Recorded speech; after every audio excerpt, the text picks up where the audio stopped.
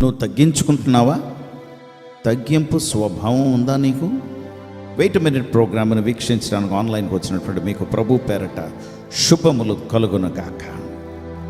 ప్రియమైనటువంటి వారలారా, మనము ఇతరుల కన్నా తగ్గించుకోవటం అనేది చాలా కష్టం, చాలా ఇబ్బంది. మనకి కారణం ఏంటంటే మనకి ఈగో ఉంటుంది, అహం ఉంటుంది. ఈ అహాన్ని తీసివేసి నేను కాదు, నీ బట్టే జరిగింది, నాకు నాకు నాకు నాది, నేను, నా కులం, నా కుటుంబం, నేను సంపాదించాను, నా పేరు, నా డిగ్రీ, నా చదువు, నా భార్య లేకపోతే నా భర్త, నా పిల్లలు, నా తల్లిదండ్రులు, నా ప్రాంతం, ఎంతసేపు నా నా నా. అందుకే తగ్గించుకోవటం చాలా కష్టం.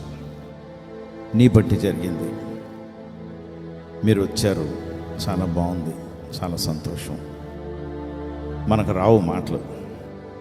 దేవుని బిడ్డలారా, యోహాను సువార్త 13వ అధ్యాయము 4-5 వచనాల్లో ప్రభు అయిన యేసు, ఈయన ఎవరు అంటే మెస్సయ, అంటే దేవుని దగ్గర నుండి దిగి వచ్చిన దేవుని కుమారుడు. యేసు ప్రభువారు ఎవరు? దేవుని కుమారుడు. పరలోకము నుండి దిగి వచ్చాడు.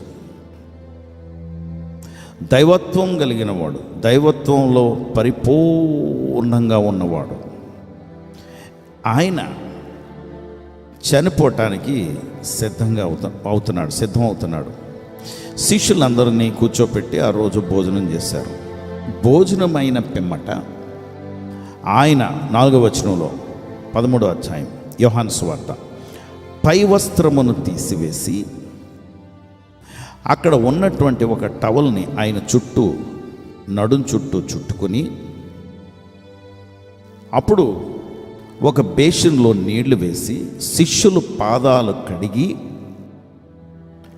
కడిగినంత వరకు బాగానే ఉంది.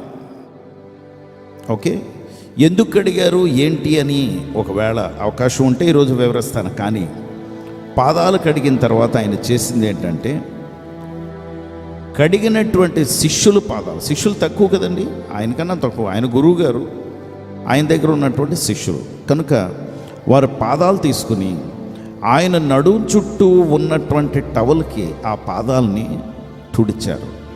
అంటే ఒకవేళ ఇది పాదం అనుకోండి, ఇది నడుం అనుకోండి, ఈ నడుం చుట్టూ ఉన్నటువంటి టవల్కి ఈ పాదాన్ని తీసుకుని ఇలాగా తుడిచారు, టవల్కు తుడిచారు. ఓకే, పై వస్త్రము తీసివేసి నడుం చుట్టూ ఆయన టవల్ చుట్టుకోవటానికి గల కారణం ఏంటంటే, దేవుని బిడ్డలారా, వారి పాదాలని తుడవటానికని. అంటే ఆయన ఎంతగా తగ్గించుకున్నారో ఒకసారి ఆలోచించండి. అంటే కావాలని తనలేదు శిష్యులు, కొంతమంది కావాలన్న తనటానికి మనం చూస్తుంటారు, నేను కాదంటం లేదు. కనిపించకుండా తన్నారేమో అని వారు కావాలని కనిపించకుండా తంతారు.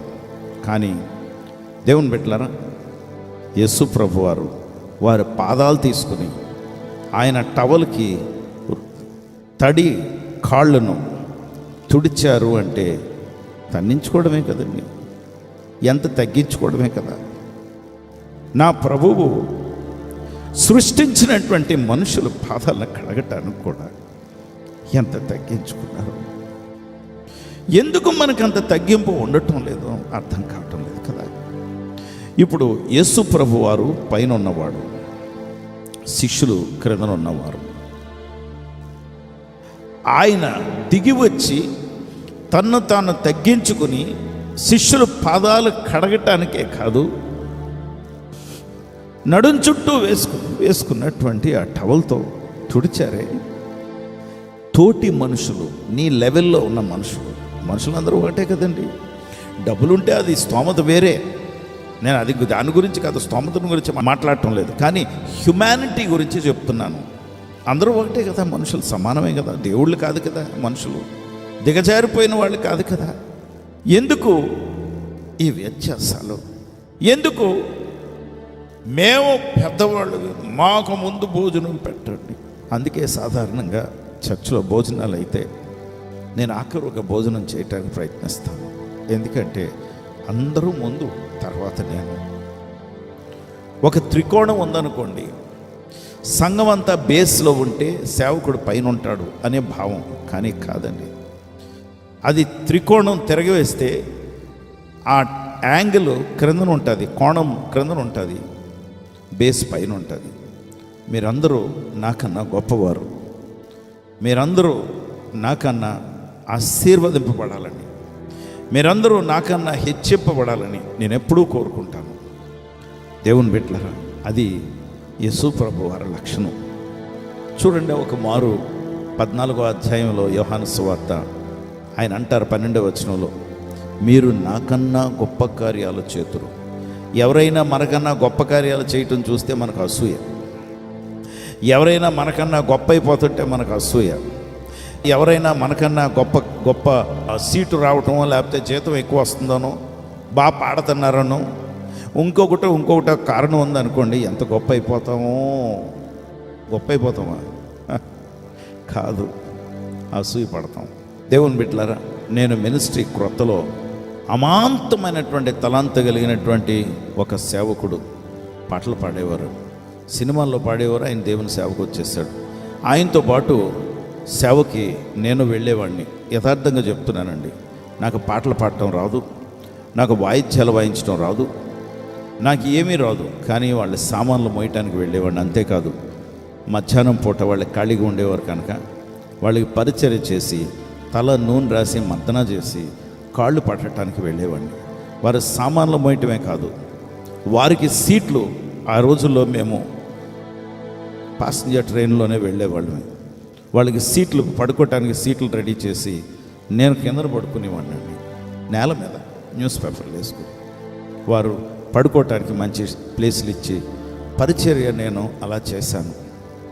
వారందరూ నాకన్నా గొప్పవారని. వారు స్నానం చేయకముందు నేను చేసేసేవాడిని ఎర్లీ మార్నింగ్ లేచి.